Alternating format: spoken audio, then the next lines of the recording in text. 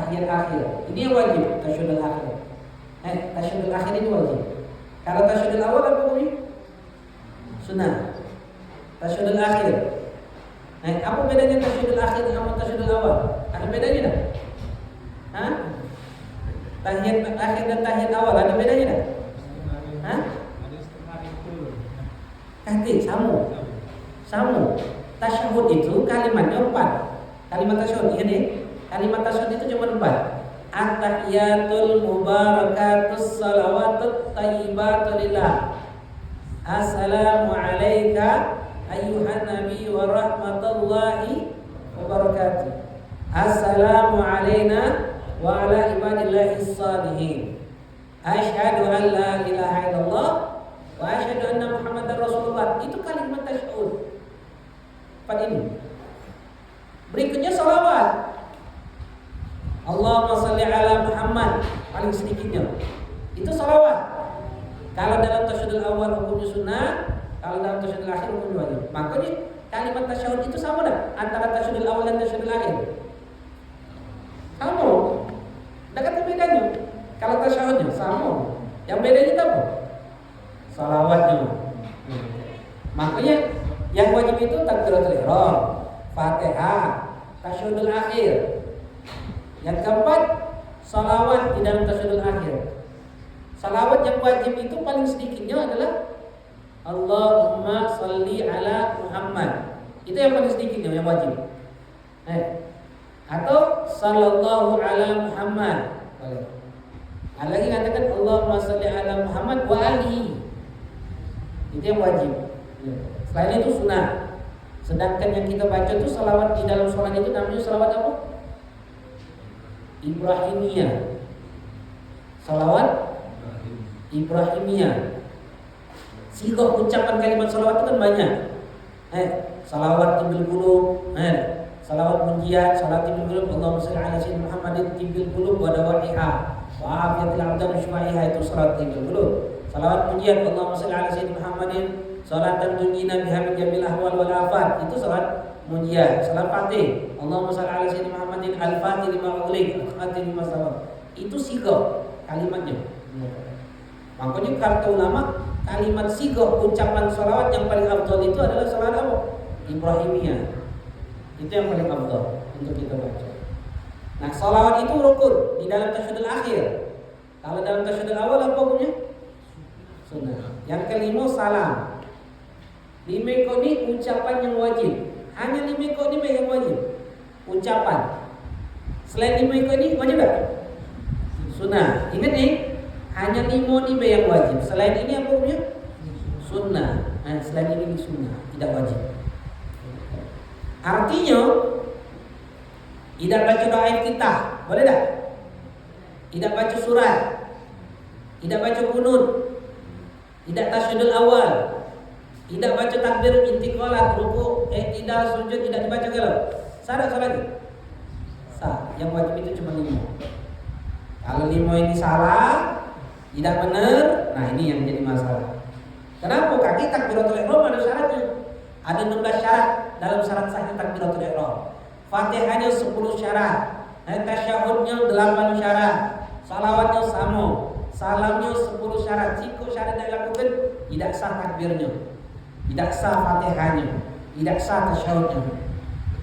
Kalau takbirnya tidak sah, salatnya tidak sah. Pakai ngomong, Ustaz, kami tidak tahu tak apa. Enggak? Tak tahu, macam mana? Tak apa. Tak tahu, tak apa. Kalau tak tahu itu tidak apa-apa, siapa nak belajar ini? Lebih baik tak tahu, tidak apa-apa. Tanya malaikat, kenapa kau tak salat? Tidak tahu, ada malaikat. Tak tahu. Belajar tahu hukumnya? Makanya diwajibkan kita belajar itu untuk mengetahui bagaimana tata cara ibadah kita kepada Allah. Biar sah itu, makanya diwajibkan kita. Kalau agama ini tidak tahu apa-apa, dari dulu hilang sudah agama ini. Tak akan langgeng sampai sekarang ya agama. Karena langgeng ini, estafet ini wajib belajar ini. Sampai detik ini syariat ini terus berlaku. Syariat di zaman kita sekarang dengan syariat di zaman Nabi sama apa beda? Sama. di syariat kita ini berkembang. Fikih itu kan banyak. Hukum maki HP, hukum ngerekam, ada hukum duduk, hukum kopiah, hukum meja, ada hukum maki kopiah hitam, putih, coklat, abu-abu, warna-warni. Ada kalau hukum maki jam, cincin, bercelana. Ada kalau hukumnya. Pemahaman dalam fikih. Semua pemahaman. Maki kipas. Ya betul. Ada hukum juga. Ya betul. Macam apa berlaku. Ada kalau. Makanya pemahaman itu, makanya fikih itu terus berkembang. Tapi kaidahnya ada, asasnya ada, fondasinya ada. Kaki dikiaskan hukum ini.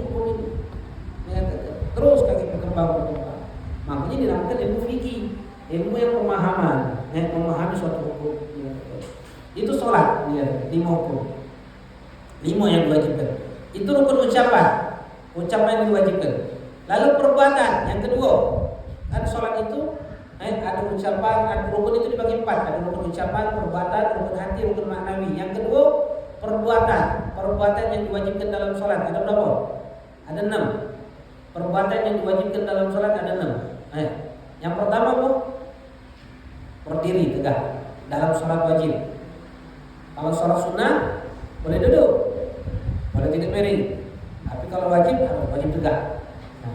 Ini tegak. Yang kedua ruku. Yang ketiga i'tidal. Yang keempat sujud. Yang kelima duduk di antara sujud. Yang keenam duduk tasyahud akhir. Tegak, ruku, i'tidal, sujud, duduk di antara sujud dan duduk tasyahud akhir. Itu rukun, itu yang diwajibkan. Itu yang perkara wajib. Angkat tangan apa bunyi? Angkat tangan. Astagfirullah. Allahu Akbar. Angkat tangan apa bunyi? Wajib sunnah. Angkat tangan apa bunyi? Wajib. Perbuatan yang diwajibkan ada berapa? 6. Pertama tegak, ruku, i'tidal, sujud. Duduk yang keenam terakhir duduk tasyahud ada angkat tangan. Berarti apa ngomongnya? Jadi kalau salat Allahu Akbar apa punya? Salah. Paham? Angkat tangan apa punya? Letakkan tangan di sini apa punya? Pas tasyahud ini apa punya? Kalau tidak ini? Bagus. Ini? Salah. Tempo, pegang ini, aja ini, ada yang takbir sini. Apa itu semuanya? Sunnah. Yang wajib itu tegak, inti ruku, inti i'tidal, inti sujud, inti duduk yang sujud, dan inti duduk tasyahud akhir. Duduk tasyahud akhir itu duduk yang wajib. Cara duduknya sunnah. Duduknya wajib. Cara duduknya sunnah. Paham? Duduknya apa punya? Cara duduknya sunnah. Jadi boleh tak duduk pangsila? Bersila aja nih, sholat. Boleh tak? Boleh. Jadi nak jalan. Sambil nyendek. Boleh tak? Lonjong. Boleh tak? Boleh tak? Boleh. Yang wajib itu ada. Ente duduk. Yang wajib itu ente duduk. Cara duduknya sunnah. Cara duduk itu ada 4 di dalam sholat itu. Yang pertama duduk iftiras, duduk tasyahud awal. Itu namanya iftiras, sunnah. Yang kedua duduk tawarruk. Duduk tawarruk itu duduk tasyahud akhir. Hukumnya sunnah. Yang ketiga iq'a. Iq'a itu coba ente duduk, diduduki kaki itu. Dudukin aja. Ini iq'a. Ini sunnah diduduk ini. Ini sunnah. Namanya iq'a, duduk yang disunnahkan dalam sholat. Yang keempat duduk tarabu, bersila. Bersila. Salat. Hukumnya sunnah. Pilihlah peniko itu. Nah, duduk bangsilo, duduk iftiros, duduk tawarruk. Itu yang disunat. Akhirnya itu lama kalau tawarruk itu duduk tasyahud akhir itu sunatnya kapan? Kalau nak salah dalam tasyahud akhir. Itu sunat. Hanya sebatas sunat cara duduknya. Yang wajibnya itu adalah duduknya. Jadi kalau ada orang duduk bangsilo, aliran sesat. Pak kami ada aliran sesat. Kalau dia sholat tidak pernah saya dulu. Bungkus pegang. Sesat. Siapa yang sesat? Itulah sesat. Ngomong sesat. Halangan fonis-fonis semua sesat. Apa ni kau tahu? Jangan halangan fonis wo.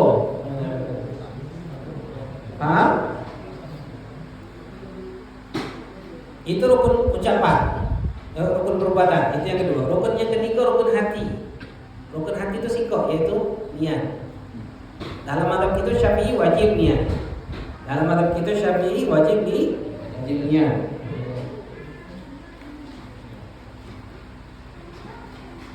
Yang keempat, rukun maknawi. Secara makna rukun tidak kati maknawi, yaitu tertib dan tumanina. Tumanina itu diam setelah bergerak dengan ukuran subhanallah. Tumanina ketika rukuk, tumanina ketika i'tidal, tumanina ketika sujud, dan tumanina ketika duduk dan terus sujud. Nah, itu yang dikatakan rukun ucapan, rukun perbuatan, rukun hati, dan rukun maknawi. Itu perkara yang diwajibkan dalam sholat. Selain itu, sunnah galau dalam sholat itu. Apapun selain yang tadi disebutkan, sunnah galau di dalam sholat. Nah, sholat secara hukum syariat itu apa? Ucapan-ucapan dan perbuatan-perbuatan yang dimulai dengan takbir, ditutup dengan salam. Umumnya itu sholat. Umumnya. Kenapa umumnya? Ada orang yang ucapan baik, perbuatannya dekati, tapi tetap dikatakan sholat. Contohnya sholat apa? Ada ucapan, tapi dekati perbuatan. Tapi tetap dianggap sholat itu. Contohnya salah apa? Jenazah ada tegak. Ini ucapan baik, perbuatan negatif. Sakit kapal. Masih ada kali. Wajib tak sholat? Wajib. Baca ngomong. Fatihah kemana? Datang dan Fatihah. Walaupun tak baca apapun. Ucapan baik, perbuatannya negatif. Atau sebaliknya, ada perbuatan tapi ucapannya negatif, tapi tetap dianggap sholat itu. Contohnya, bisu, orang bisu tu, wajib tak sholat? Ada ucapannya, tapi perbuatannya. Ada lagi yang ketiga, kati ucapan dan kati perbuatan, tapi tetap dianggap sholat. Contohnya, kati ucapan, kati perbuatan, tapi tetap dianggap sholat. Contohnya, orang bisu kapal.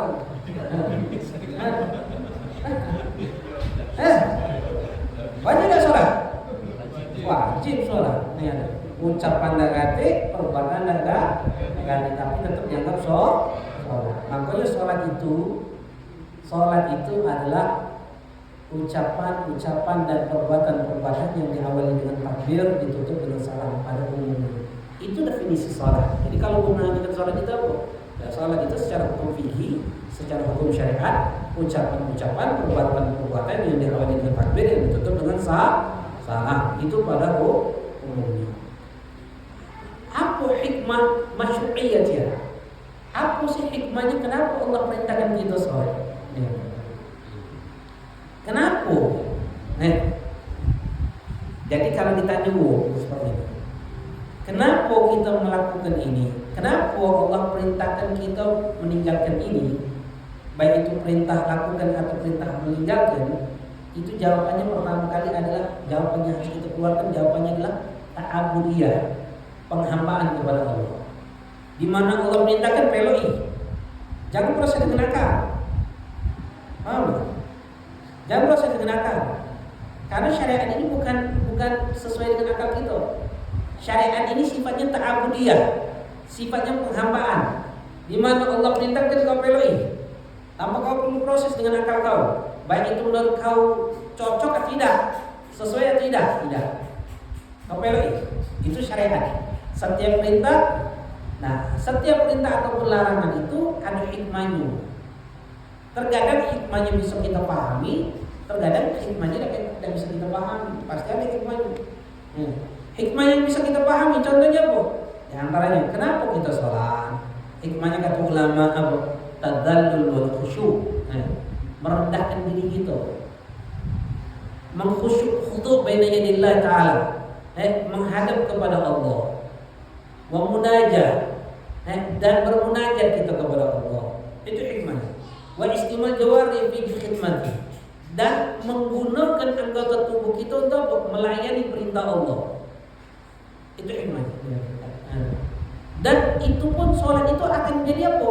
Hikmahnya menjadikan sebab kau terhenti untuk melakukan maksiat kepada Allah.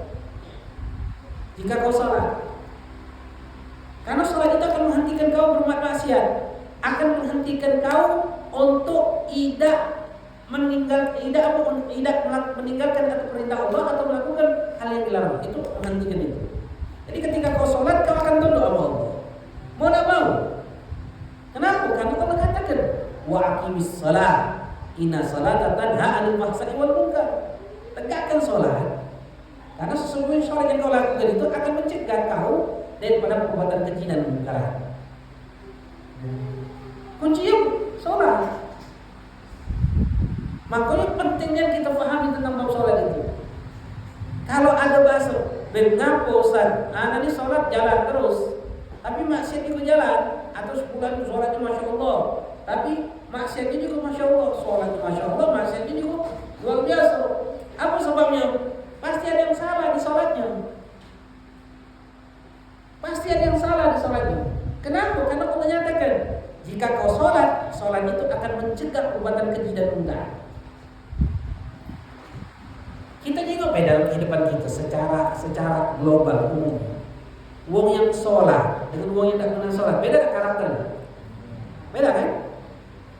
Karakternya sudah beda, menunjukkan sudah beda karakternya. Kenapa? Kenapa yang menjadikan dia beda ini? Sholat itu walaupun karakternya tidak sempurna, walaupun Ustaz ini sholat Masya Allah, maksiatnya Masya Allah. Maksiat mau yang sholat dengan maksiat mau yang tidak sholat itu beda. Kalau mau maksiat yang tidak sholat itu plombe deh, rampas lembe deh. Tapi kalau dia sholat ada beban ketika dia melakukan maksiat, pasti mau tidak mau, ya, pasti ada beban. Dia tahu maksiat tapi tetap dia lakukan, ada beban. Dibandingkan mau yang sama sekali tidak sholat, plombe deh. Itu. Kenapa? Mau tidak mau sholat itu akan mencegah perbuatan keji dan munkar. Makanya sholat itu kunci. Untuk apa? Untuk kita mi'raj di hadapan Allah. Makanya kalau mi'rajnya Rasulullah itu, Isra mi'rajnya Rasulullah bertemu dengan Allah dengan jasad dan rohnya. Kalau kita roh kita bisa bertemu dengan Allah. Dan kenapa dengan sholat? Karena sholat itu mi'rajul mu'min ila rabbil alamin. Sholat itu adalah mi'raj, tempat naiknya mukmin, wong mukmin kepada Allah Subhanahu wa taala untuk bermunajat. Karena di dalam sholat itu tidak akan lepas dari tiga hal yang kita baca. Apa? Yang pertama adalah ayat Quran, yang kedua zikir, yang ketiga doa. Itu apa yang kita baca di dalam sholat itu? Ayat Quran, zikir dan doa. Itu ayat Quran, zikir dan doa. Dan isinya mau tiga juga. Isi yang kita baca itu apa? Isinya yang pertama memuji Allah, yang kedua adalah igrar, pengakuan kita sebagai hamba Allah, yang ketiga doa, permintaan kita kepada Allah. Pujian banyak ketika kita mengucapkan Bismillahirrahmanirrahim, Alhamdulillahirabbil alamin. Ini puji Allah gitu. Allahu akbar kabira walhamdulillah katsira. Ini puji Allah. Subhanallahil azim, subhanallahil azim. Itu muji Allah. Subhanallah bihamdi, subhanallah bihamdi. Itu memuji Allah. Semua pujian kepada Allah. Subhanallah wa bihamdi. Itu memuji Allah. Yang kedua apa? Ikrar, pengakuan sebagai hamba Allah. Inna sholati wa nusuki wa mahyaya wa mamati lillahi.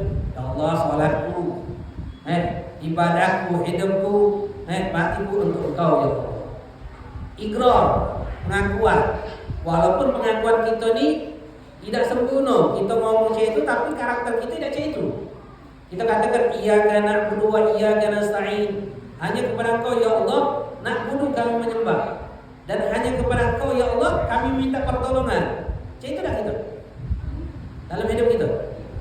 Hah? Yakin kita cek itu? Hah? Yakin? Kalau sakit lari kemana kita? Dokter. Padahal tadi ngomong hanya kepada Engkau ya Allah kami minta pertolongan. Hah?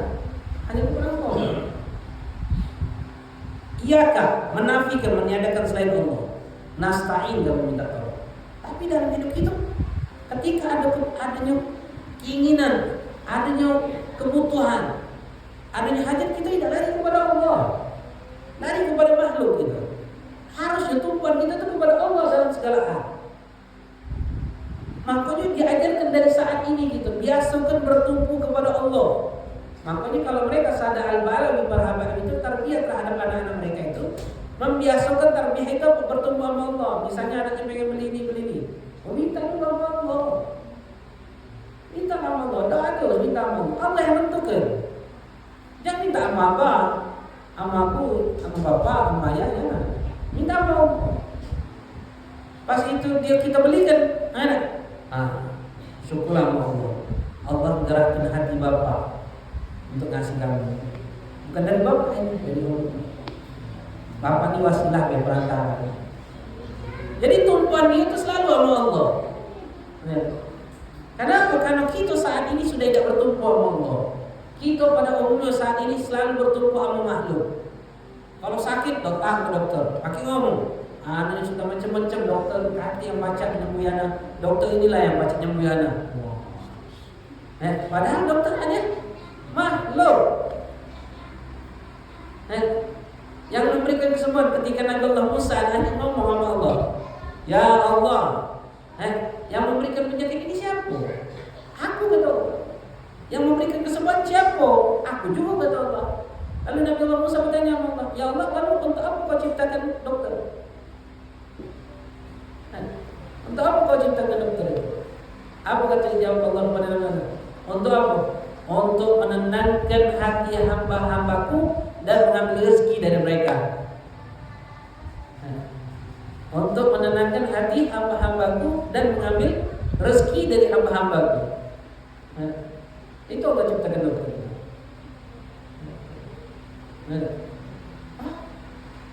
Ke dokter, ikhtiar kita boleh, tapi tumpuan kita Allah. Anak makan obat ini, kalau ada obat ini tidak baca sembuh anak.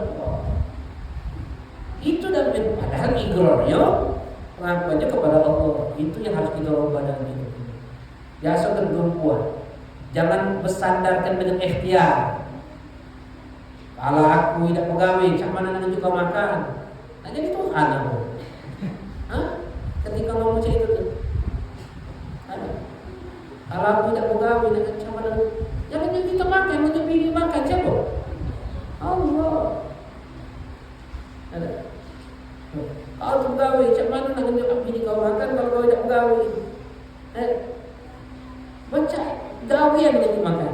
Jangan macam itu. Gawe itu ikhtiar, usaha kau harus. Sisanya serahkan nama Allah. Jangan bertumpu dengan usaha kau. Jangan bertuhan dengan usaha. Cukup bertuhan itu dengan Allah. Makanya ada doktrin di media sosial itu sering kita dengar. Usaha itu tidak akan pernah mengkhianati hasil. Benar sering ada? Benar apa salah itu? Salah. Kenapa? Usaha sama sekali bukan penentu hasil. Yang menentukan hasil siapa? Allah. Jangan bertuhan dalam usaha. Nah kita ini selalu dalam hidup kita itu bertemu dengan usaha. Kalau tidak saya di mana baca dapat tender itu. Kau kok dulu kau dapat tender. Kau gunakan kau usaha yang halal ataupun yang haram, itu tetap hasilnya dari Allah. Yang halal kau dapat ganjaran pahala, yang haram dapat dosa. Tapi ingat, bukan karena usaha kau yang halal, bukan karena usaha kau yang haram, hasil yang kau dapatkan. Murni hasil itu Allah yang menentukan. Nah kita dalam hidup kita tuh selalu bertemu dengan manusia. Padahal selalu igrar di dalam sholat kita itu katakan Iyyaka na'budu wa iyyaka nasta'in. Inna sholati wa nusuki wa mahyaya wa mamati lillah. Ini ikrar. Lalu doa yang ketiga. Setelah muji Allah, ikrar, doa, minta sama Allah. Banyak dalam sholat itu minta. Ihdinas siratal mustaqim, ya Allah berikan kami hidayah, jalan yang lurus. Rabbi fili warhamni wajburni warfa'ni warzuqni wahdini wa'afini wa'afan. Itu kan minta sama Allah. Itu dalam sholat. Munajat, berkomunikasi kita dengan Allah. Itu sholat. Makanya benar di sholat kita, maka sholat itu akan mencegah kita dari perbuatan maksiat kepada Allah. Hidup kita tak akan lempeng sesuai dengan apa yang Allah inginkan kepada kita. Sholat. Makanya kata ulama, bayangkan kalau alam ini rusak, alam ini nggak hujan, lama kemarau panjang, maka kita diperintahkan apa? Sholat istisqa. Ketika sholat itu Allah perbaiki alam ini. Ketika kita sholat Allah perbaiki alam ini. Alam ini bisa diperbaiki dengan sholat. Apalagi jiwa kita yang lemah ini, yang rentan ini, yang doktrin kita, pola pikir kita yang selalu dengan makhluk ini. Kalau kita perbaiki sholat, maka Allah akan memperbaiki hidup kita. Sholat. Kalau kita sholat, Allah akan memperbaiki hubungan kita dengan Allah. Allah akan memperbaiki hubungan kita dengan makhluk-makhluknya Allah. Perbaiki sholat. Kalau sudah kita tidak sholat tidak bagus, nah sholat asal sholat inilah yang kata orang sholatnya masya Allah, maksiatnya juga naudzubillah. Ada yang salah dalam sholatnya. Apalagi kalau dia sudah tidak sholat. Dalam rumah kita ada yang tidak sholat, sudah. Makanya kata Rasulullah, "Inna syarata lika salata ada tasab'in min ahli baiti." Keburukan orang yang meninggalkan sholat itu Allah timpakan kepada 70 keluarga dan tetangganya. Kenal gak? Keburukan orang yang sholat. Info amanah yang pernah lagi terjadi. Ini lagi kejadian. Jadi anaknya kena penyakit leukemia, kanker darah. Akhirnya anak tanya, beberapa anaknya. Anaknya masya Allah perempuan anaknya.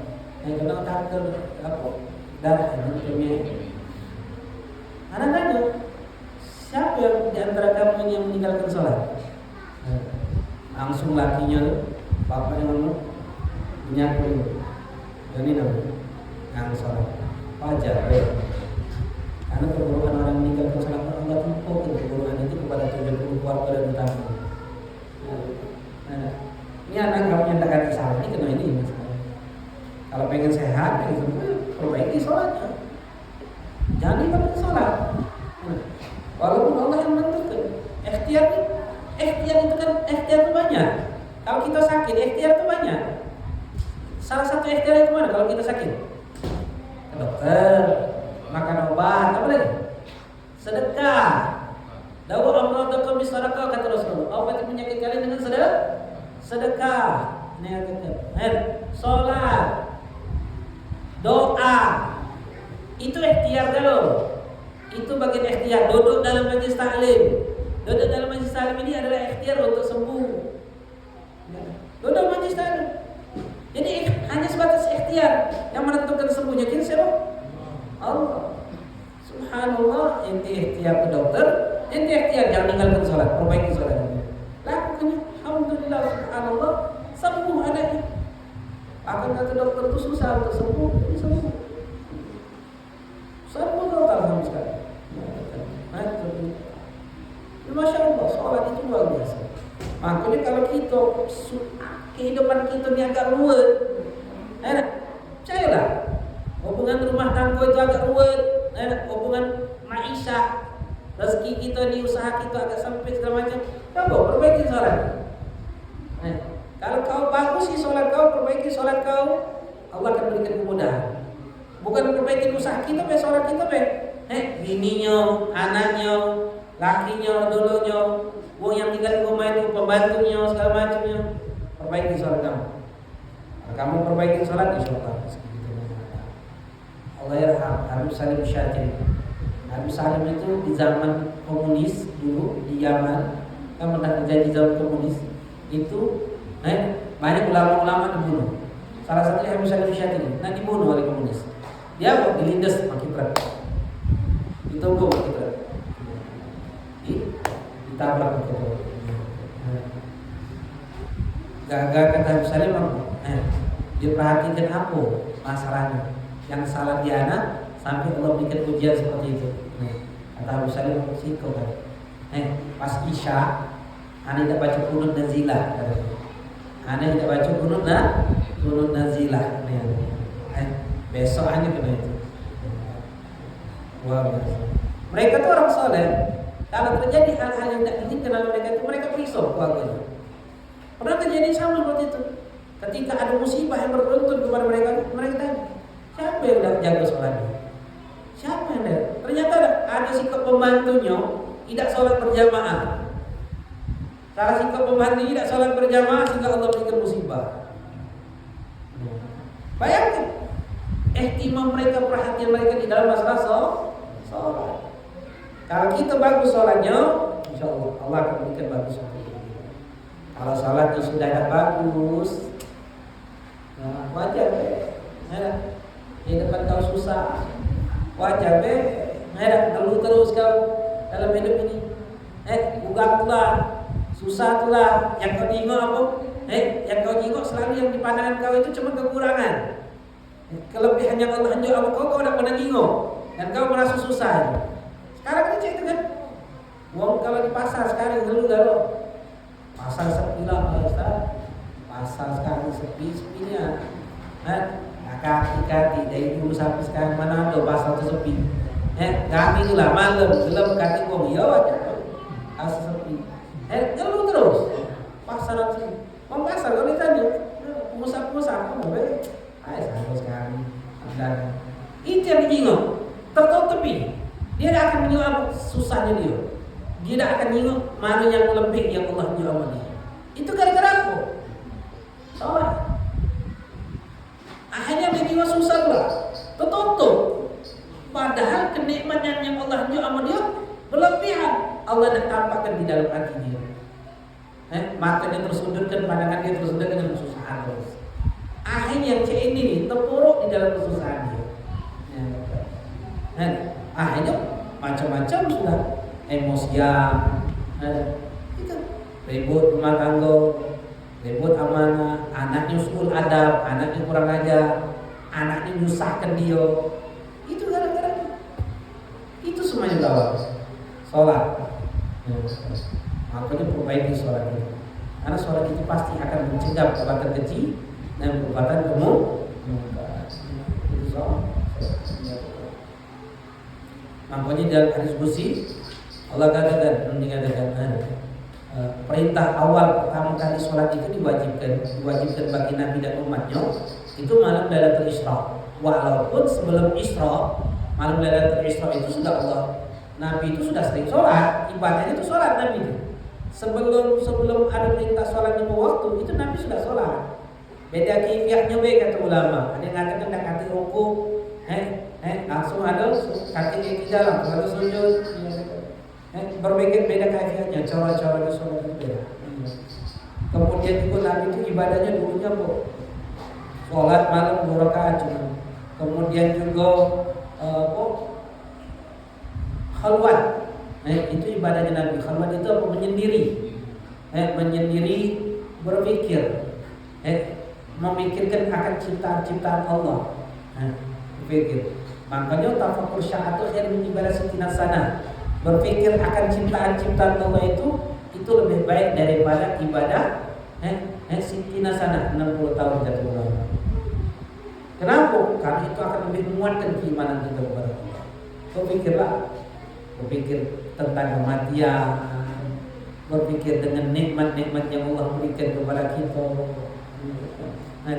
berpikir akan hari hisab, pertanggungjawaban, tafakkur.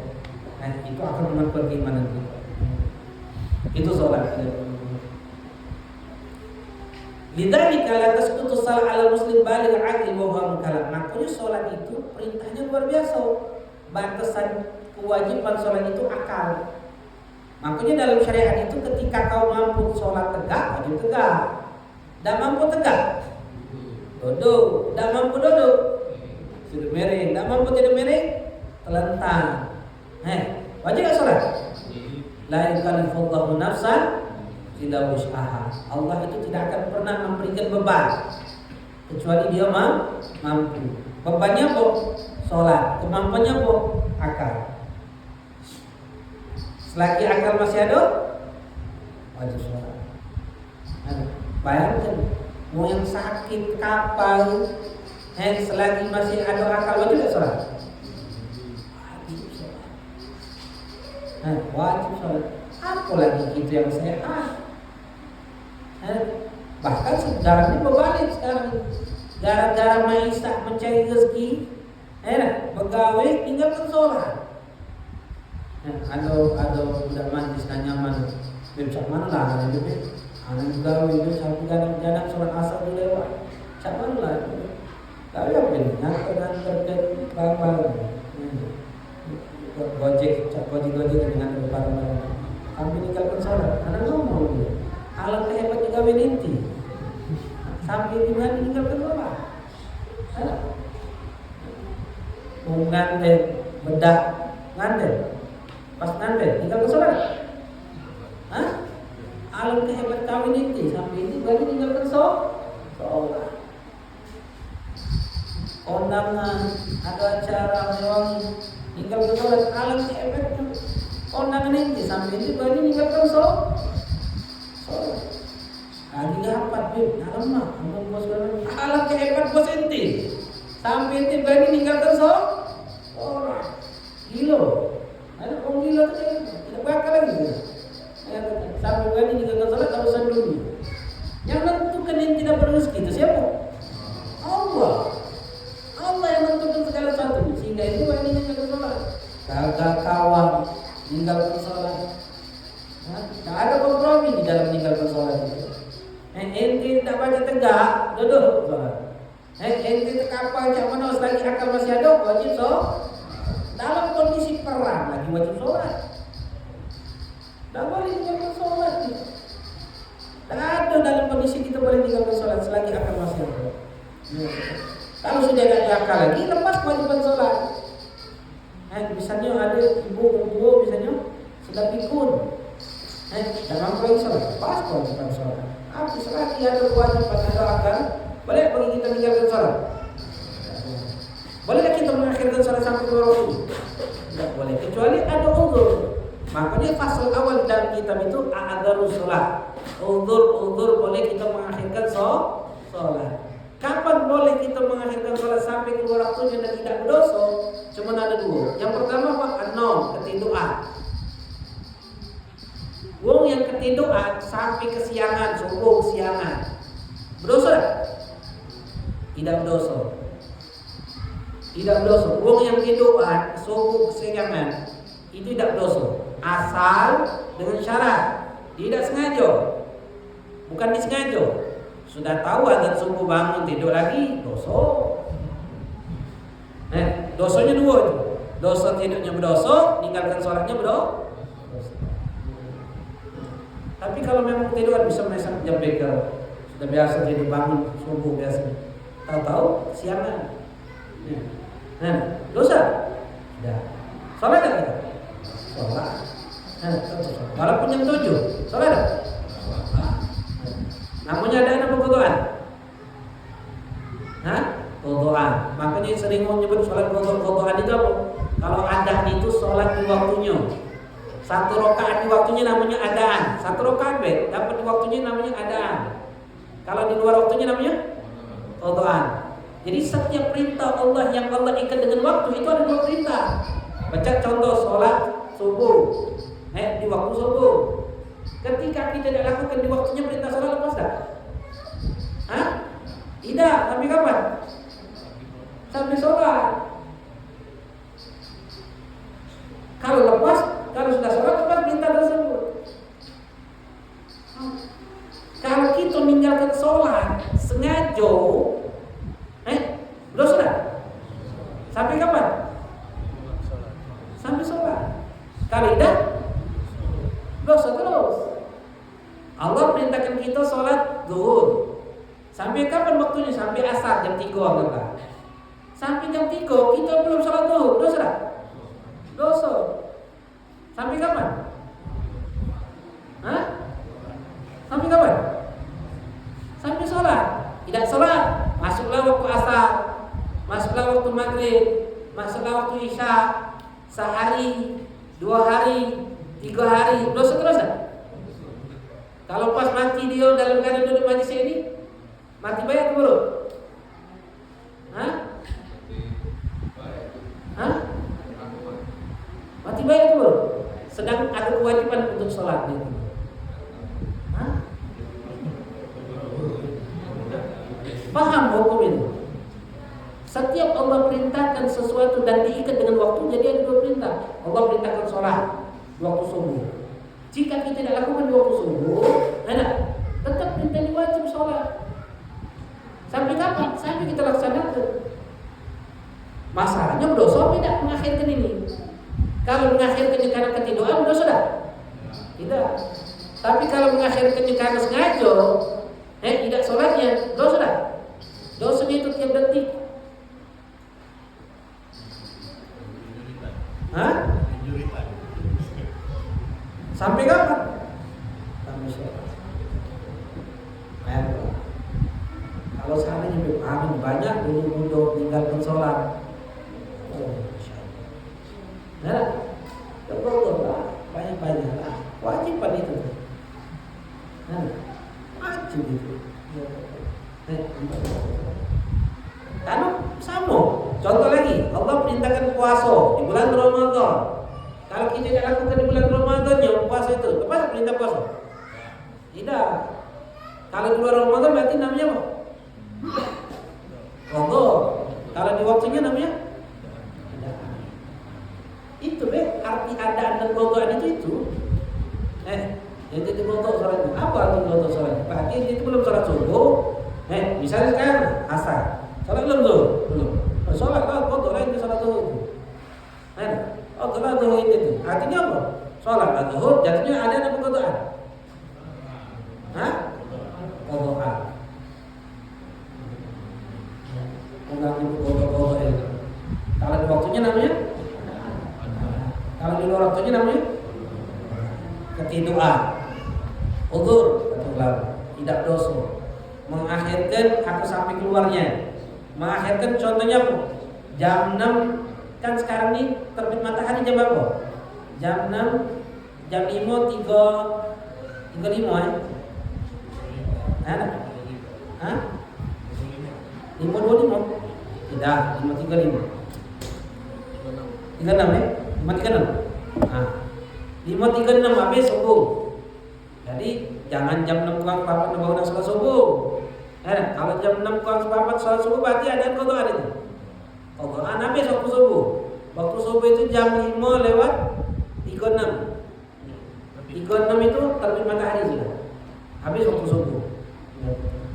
Habis waktu subuh. Lagi sholatnya sebelum itu. Makanya kalau seandainya kita akhirkan jam 3, jam 5 lewat 30 atau 33, kurang 3 menit lagi adzan subuh, adzan terbit matahari, sholat gitu. Dapat 1 rakaat terbit matahari. Namanya ada nama qadhaan?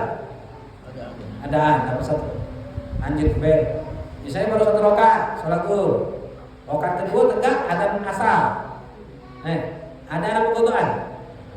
Ada. Dosa dah? Tengok dulu, ngapain di akhir sholat? Ketiduran bed. Tidak apa-apa. Tidak dosa. Yang kedua apa? Kelupaan. Yang kedua, lupa. Lupanya itu tersebut ghair masya'maniyah anhu. Lupanya itu bukan timbul karena sesuatu yang dilarang dalam agama. Kalau lupa yang ditimbulkan dilarang dalam agama, dosa. Ngapain di sholat lupa? Lupa ngapu? Ada tamu. Melayani tamu. Lupa sholat zuhur tadi. Lupanya apa? Nasanya itu yang timbul itu karena sesuatu yang bukan dilarang agama. Baik larangan, bukan larangan makruh atau haram. Larangan makruh contohnya ngapain di lupa? Main catur, lupa. Main catur. Kalau satu itu hukumnya kalau enggak menggap apa hukum menggap? Haram. Sebagai ulama itu haram. Lebih baik hindari gap. Mendingan catur. Kalau catur itu makruh. Nah, kalau ini banyak kan menggap. Nah, lebih baik dihindari. Walaupun ada sebagian ulama mengatakan. Mari dibahas sama Ustaz. Mau pulang Ustaz bahasan tentang main gap. Anak tahunya makruh ya. Tapi kan Ustaz itu dari mari itu haram berarti. Baru tahu juga. Baik dihindari. Ketiga 64 ini dua uzur ini kata ulama yang dikategorikan kalau kita akhir salat tidak berdosa. Selain itu berdosa. Yang detik per detik dosanya. Kenapa? Karena wajib taubat itu apa? Taubat itu wajib itu apa nih? Boleh tidak ditunda taubat itu? Nah, fikulillah datin tamdi malamnya itu bahwa dambul. Setiap detik yang berlalu dan kita belum mau bertobat, maka setiap detik itu kita bermaksiat kepada Allah. Jadi kalau belum sholat zuhur sampai masuk puasa, belum nak sholat itu terus. Sampai kapan? Kalau sholatnya banyak, bertahun-tahun dulu banyak, macam mana? Ya sebagian ulama mengatakan, ya sudah ansur we, ansur. Berapa tahun bisa 10 tahun we tidak sholat, ansur we. Macam mana cara? Yang gampang tuh, ente ansur sedikit-sedikit sampai lunas. Kalau gampang lagi, setahun selesai. Macam mana caranya? Habis sholat subuh, sholat lagi subuh 10 kali. Habis zuhur lagi 10 kali. Habis asar lagi 10 kali. Makin lagi 10 kali, isya 10 kali. Setahun selesai. Ansurnya gede, besar. Ansuran 10. Tak sanggup 2 tahun baik kampungnya. Tahun 2, berarti berapa? 5. Tak sanggup 5 tahun. Nah, sebagian lagi pendapat ulama mengatakan kalau seandainya sengaja meninggalkan sholat tidak wajib dogo. Tidak wajib Tidak wajib dogo. Kenapa tidak wajib qadha? Karena hadisnya Rasulullah. Di dalam hadis Rasulullah SAW mengatakan, di sini di dalam hadis Rasulullah katakan, "Man nama an salatin aw nasiha fa yusalliha idza dzakara." Kata Rasulullah, kalau kau ketiduran atau kelupaan sambil meninggalkan salat, pas kau ingat salat, kata Rasulullah. Nah, ulama hadis mengatakan, dan mayoritas ini ulama mengatakan, ini ketiduran am kelupaan. Lagi wajib qadha salatnya, apalagi sengaja. Ulama hadis lain mengatakan yang mengatakan tidak wajib itu Rasulullah itu ngomongin kalau ketiduran 60 poin wajib qadha. Kalau sengaja tidak wajib qadha katanya. Paham tak memahami makna hadis itu? Makanya ada sebagian yang ulama mengatakan tidak wajib qadha, cuma memperbanyak amal soleh. Tapi mayoritas ulama 4 mazhab mengatakan wajib bagi dia untuk mengqadha salatnya, sengaja tidak sengaja wajib qadha salat. Kita memilih pendapat itu langsung sedikit demi sedikit habis sholat lagi sholat raweh kita qadha subuh boleh tak? Boleh, tak ada masalah qadha lah perbanyak sholat itu karena hukumnya wallahu a'lam bissawab. Itu uzur boleh kita mengakhirkan sholat. Ada yang tadi kan dalam bahasan